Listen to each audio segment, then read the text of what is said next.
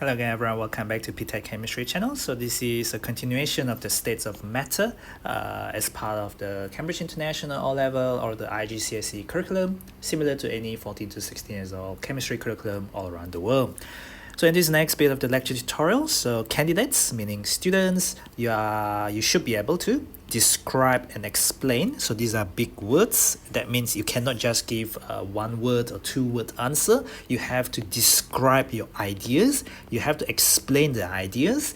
And therefore, you shouldn't be aiming to write a marking scheme. You should be looking to elaborate. Elaborate meaning to explain in greater detail, to write in greater detail about your thought processes.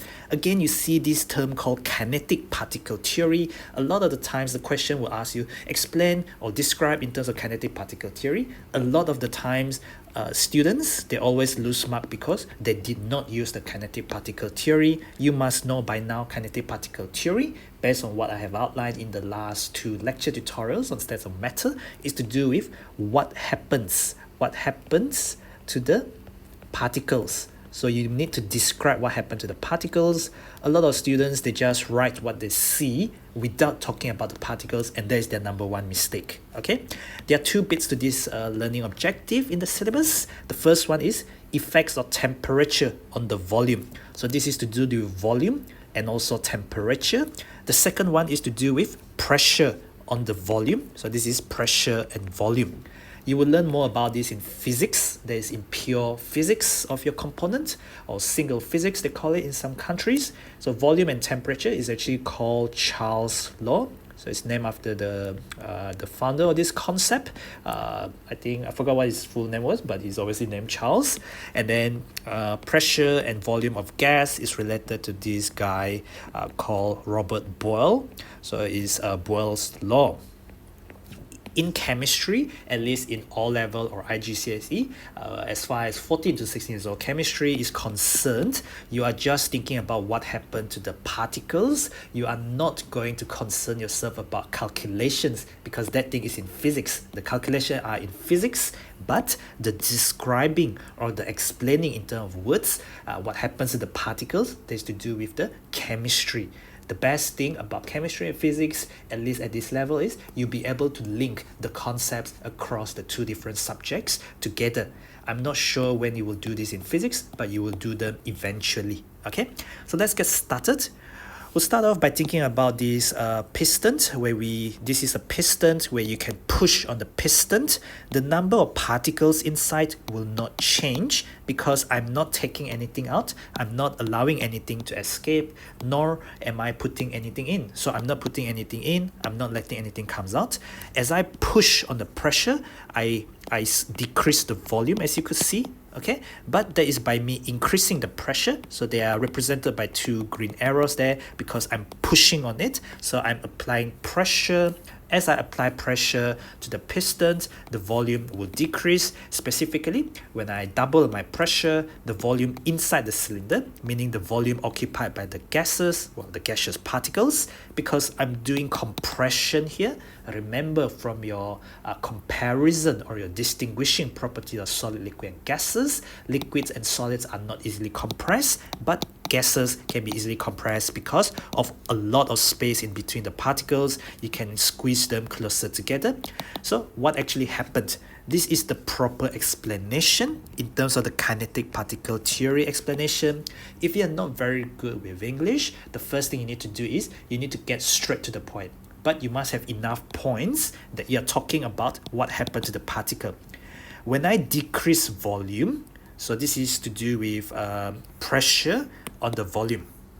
Because the volume has decreased, so you have decreased the volume, the particles will collide more frequently with the walls. So these are the walls of the container now, and therefore when they collide more with the walls, they will exert greater force on the walls. So when we decrease the volume, the pressure will increase. How about when you go opposite, when you go the other way? You can say as the pressure increases, that means we are squeezing the particle closer together. So you can say also, let me try and restructure this, all right? You can restructure it. So this is from the other perspective. So restructure format. So depending on what the question is asking, as the pressure increases, So the pressure that you apply increases. We can say what happened to the particles. The particles get closer together. The particles get much closer together. So you need to know how to manipulate the situation in order to explain it better. So this is slightly different from the order in which the notes have been printed out, have been given for you. So it's important to know this particular option as well. When the particles get closer together, particles will occupy lesser space. Particles therefore occupy lesser space. If they occupy lesser space, therefore volume decreases.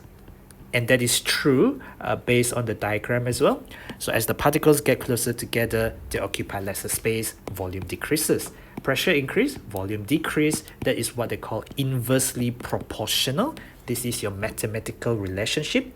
As pressure increase, volume decrease. This is called 1 over something that is inversely proportional, something that you will deal more with physics as well as mathematics. But these are important definitions, important explanations. This is slightly different order from this thing, but it is still talking about what happened to the particle. The next bit is talking about volume of a gas as temperature is changing. Okay, so what this is showing is as I increase temperature, so this is at a higher temperature. At higher temperature, so my number of particles do not change because I am not putting anything in, I'm not taking anything out. Instead, when I increase temperature, what happened to the particle?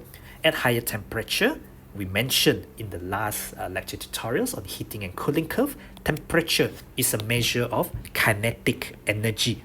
You need to get used to the definition of temperature.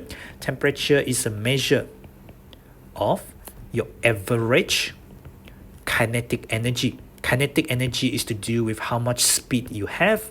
So it depends on how much kinetic energy and how fast your particles are moving. That is how you define temperature. When I increase temperature, the gas particle will gain more kinetic energy. That is really most important idea when you want to explain in terms of what happens to the to the particles. That is called kinetic particle theory. Once you gain more kinetic energy, you will move faster. If you move faster, they will collide more frequently with the walls. The walls of the container is basically whatever container they are stored in, and therefore when they collide with the walls more often, they will exert a force on the container more often. If they exert greater force, pressure will increase. However, the question says almost always, the pressure remain constant. If your pressure is to remain constant, what happens is the gas particle has to occupy greater volume because either I exert greater pressure, but then I want my pressure to be constant. So if the pressure has to be constant, well, I just have to expand.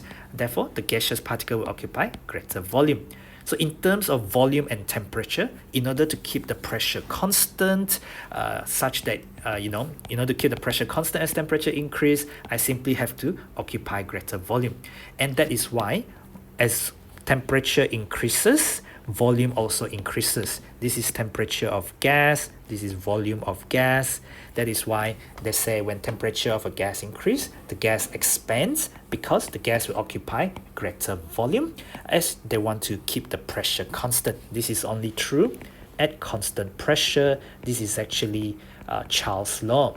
We don't deal too much with Charles' law in terms of calculations, but we deal it in terms of kinetic particle theory. You must explain it in terms of kinetic energy, the movement, the collision with the walls, but to keep the pressure constant, therefore, they expand, they occupy greater volume.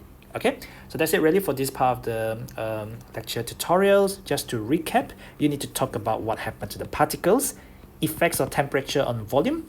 So as temperature increase, volume of gas increases. Effects of pressure on volume.